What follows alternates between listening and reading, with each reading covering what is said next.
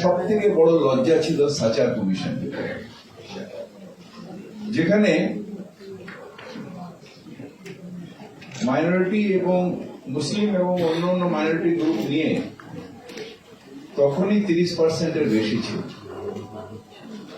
সেখানে মাইনরিটির রাইটটাকে অবহেলিত করেছে। যখন ওবিসি রিজার্ভেশনের মধ্যে মাইনরিটি ছিল না, যখন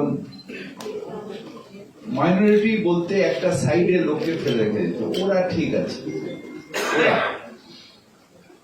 সেখান থেকে আমি ধন্যবাদ জানাই আমাদের মুখ্যমন্ত্রী মমতা বন্দ্যোপাধ্যায়, যে মাইনরিটিকে শুধু ওরা করে না রেখে মাইনরিটিকে আমরা সকলে, এই ফিলিংসটা 2011 পরে মুখ্যমন্ত্রী মমতা বন্দ্যোপাধ্যায়।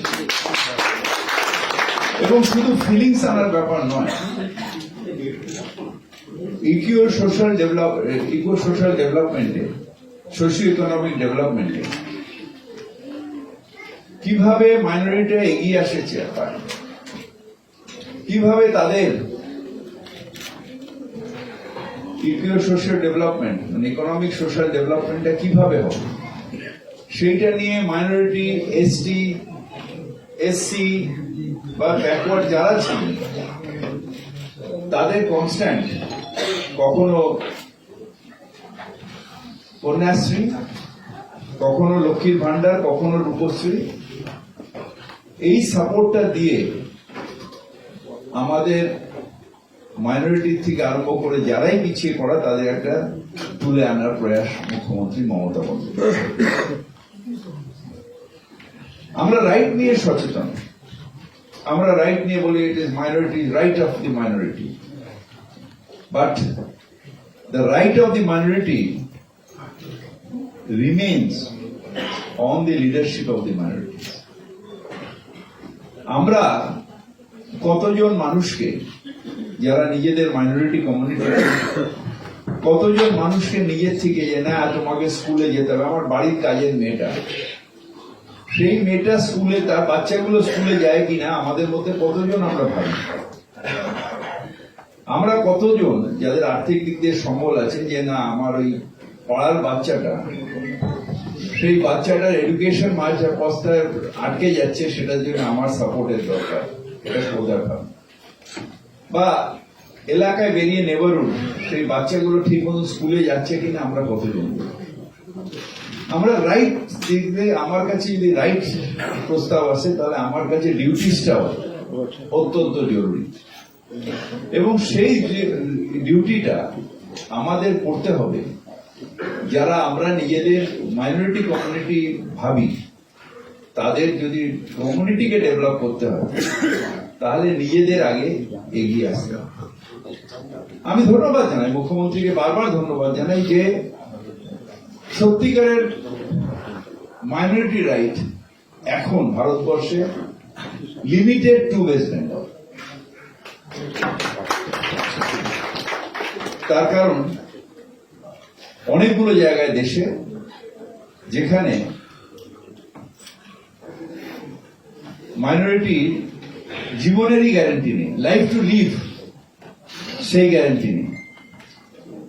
আমি কি খাবো সেটা ঠিক করে দেবে গভর্নমেন্ট, আমি কি পড়বো ঠিক করে দেবে সেখানকার রাজ্য সরকার, আমি আমার ধর্মীয় আচার কিভাবে পালন করব সেটার উপর রেস্ট্রিকশন থাকবে, আমার প্লেস অফ ওয়ার্শিপে মাইক চলবে কি না চলবে সেটার ঠিক করে দেবে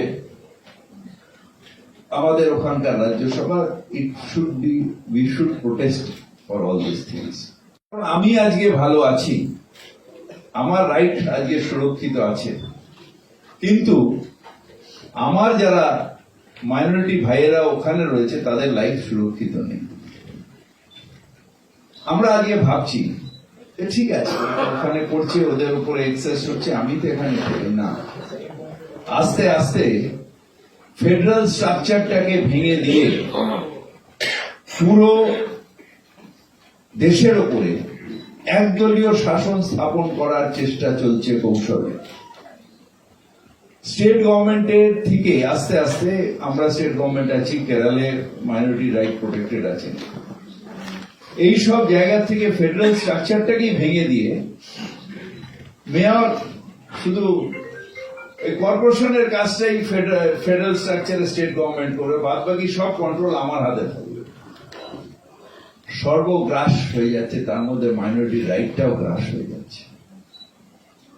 এইটা আমাদের উপলব্ধি করতে হবে। All minority right for everyone, those who are minority in এই নিশ্চয়ই পাবে। কাশ্মীরেও যারা মাইনরিটি তাদের রাইটটাকে প্রোটেক্ট করতে হবে, আবার ইউপিতে যারা মাইনরিটি তাদের রাইটটাকে প্রোটেক্ট করতে হবে। কারণ আমরা মাইনরিটি আর মেজরিটি নই, আমরা প্রথম আমাদের পরিচয় হচ্ছে আমরা মানুষ, আর মানুষের অধিকার মানুষের কাছে সবসময় আগে। আমায় খেতে দেবে, আমি হ্যাপি যে আমি খাবার পাচ্ছি, সম্মান পাই না পাই, আমার হিউম্যান রাইট লঙ্ঘন হলো না হলো, আমায় তো দুবেলা খেতে দিচ্ছে, I am happy with that না। এবং এই রাইটটাকে প্রোটেক্ট করতে গেলে মহামান্য আদালতকেও নিরপেক্ষ চললে হবে না, দেখাতে হবে যে তারা নিরপেক্ষ, দেখাতে হবে নিরপেক্ষ। মাইনরিটি যেখানে আমার গণতান্ত্রিক উপায়ে আমি ভাবছি যে আমার রাইট চলে যাচ্ছে, আমি কার কাছে যাব? বিশ ডোর আমি নক করবো, কোন ডোর? সেই ডোর হচ্ছে আদালতের দরজা। সেই দরজায় নিশ্চিতভাবে আদালত যে রায় দিয়েছে সেই রায় ভারতীয় হিসেবে আমরা প্রত্যেকে যারা ভারতীয় হিসেবে আমরা প্রত্যেকে সম্মান করি এবং সেই রায়কে মাথায় পেতে চলবো। কারণ আমরা ভাবি যে ওপরে ভগবান অন্যায় করতে পারে না, আর আমার বিচার ব্যবস্থা অন্যায় করতে পারে। কিন্তু যখন দেখি সেই বিচার ব্যবস্থায় যারা করেছেন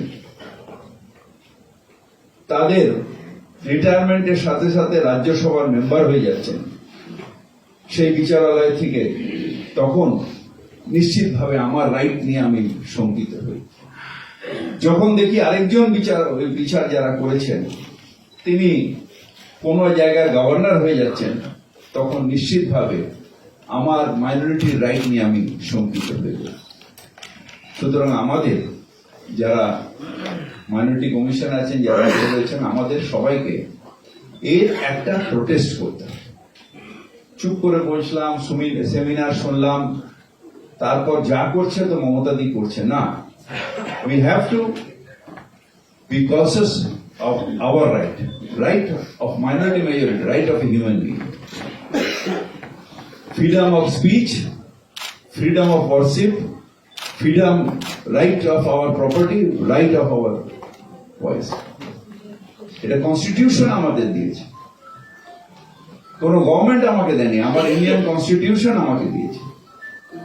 আর আমি ইন্ডিয়ান কনস্টিটিউশনের আন্ডারে থেকে সেই কনস্টিটিউশনের প্রত্যেকটা যে রাইট গুলো আমাদের দিয়েছে মানুষ হিসেবে, ভারতীয় হিসেবে, সেই রাইট গুলো প্রোটেক্ট আছে কিনা এটাও আমাদের চিন্তা ভাবনা করার দরকার আছে। আমি যতদূর নিজে উপলব্ধি করেছি, as far as West Bengal is concerned, I am a minister in West Bengal government.